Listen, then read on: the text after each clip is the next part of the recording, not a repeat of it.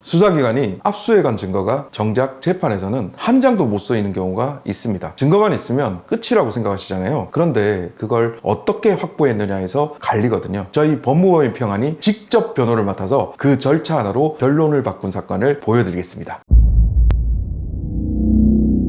형사사건 담당하는 형사팀 팀장 변호사 최봉균입니다. 저희가 맡았을 때 상황은 이랬습니다. LH 직원이 개발 예정지 근처 농지를 샀습니다. 그것도 그 일대가 3기 신도시로 발표되기 직전이었습니다. 딱 봐도 내부정보 투기 아니냐, 검찰은 그렇게 본 겁니다. 혐의도 두 개를 걸었어요. 하나는 공직자가 업무상 알게 된 비밀을 이용해 돈을 벌면 처벌하는 부패방지법, 다른 하나는 농사 지을 생각도 없이 자격증명을 받았다는 농지법입니다. 여기서 짚고 갈 게 있습니다. 형사재판의 원칙은 간단합니다. 유죄를 증명할 책임은 국가에 있고 그 증명은 정당한 절차로 이루어져야 한다는 거죠. 피고인이 결백을 입증하는 게 아니라 국가가 유죄를 제대로 증명해야 하는 겁니다. 저희가 이 사건에서 붙은 것도 바로 그 원칙이었습니다. 1심에서는 결과가 갈렸습니다. 더 무거운 부패방지법은 무죄, 그런데 농지법은 유죄가 나서 의뢰인들에게 집행유예까지 나왔습니다. 수사 도중엔 구속까지 겪었고요. 그런데 저희가 보기에 이 사건의 진짜 쟁점은 증거였습니다. 검찰이 낸 증거가 거의 다 휴대폰이랑 회사 컴퓨터를 포렌식에서 뽑아낸 디지털 자료였거든요. 여기서 꼭 알고 가셔야 할 게 있습니다. 그 기기 안에는 혐의랑 아무 상관없는 사생활이 통째로 들어있잖아요. 그래서 수사기관이 그걸 뒤져 증거를 골라낼 때는 당사자랑 변호인을 참여시켜서 뭘 가져가는지 지켜보게 해야 합니다. 이걸 참여권이라고 합니다. 혐의와 무관한 것까지 함부로 흐른 것을 막으려는 장치죠. 그래서 저희가 먼저 뜯어본 게 이 증거를 절차대로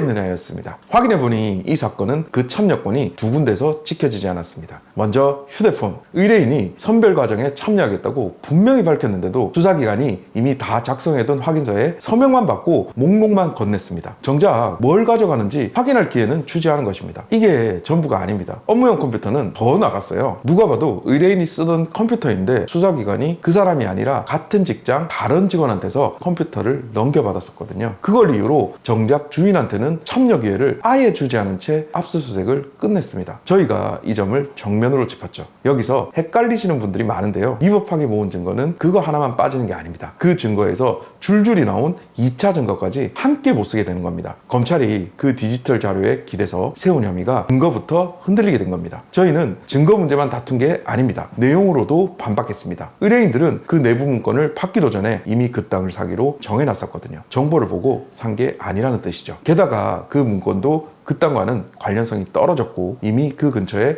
부동산을 여러 갖고 있던 사람들한테 딱히 썰모가 컸다고 보기도 어려웠습니다. 1심에서 유죄가 났던 농지법도 저희가 항소심에서 다시 다퉜습니다. 땅값 오르기를 기대하는 마음이 조금 있었다고 바로 유죄가 되는 건 아니거든요. 의뢰인들은 실제로 농사를 지었어요. 고철 야적장이었던 땅을 갈아엎고 농사 지을 수 있게 만들고 고구마며 고추를 심어 수확까지 했습니다. 한 명은 조경을 전공한 사람이라 나무를 수천 그루씩 사다 심고 측량이며 전기, 지하수 신고까지 본인 이름으로 챙겼습니다. 그 결과는 이렇습니다. 2심은 참여권을 건너뛰고 모은 증거는 쓸 수 없다고 봤고 내부 정보를 이용했다는 점도 증명이 부족하다고 판단했습니다. 그렇게 1심의 유죄까지 다시 무죄로 봤습니다. 검사가 대법원까지 상고하여 대법원까지 갔지만 2024년 10월 그 판단이 그대로 확정됐습니다. 저희가 수사 단계부터 다뤘던 그 절차 문제를 대법원이 최종적으로 확인해 준 겁니다. 구속에서 1심 유죄까지 겪었던 의뢰인들은 그렇게 최종적으로 모든 범죄 혐의에 대해 무죄를 확정받았습니다. 이 판결에서 오래 남는 대목은 그 컴퓨터 부분입니다. 남이 대신 제출했더라도 실제로 그걸 쓰고 관리하던 사람한테는 참여권을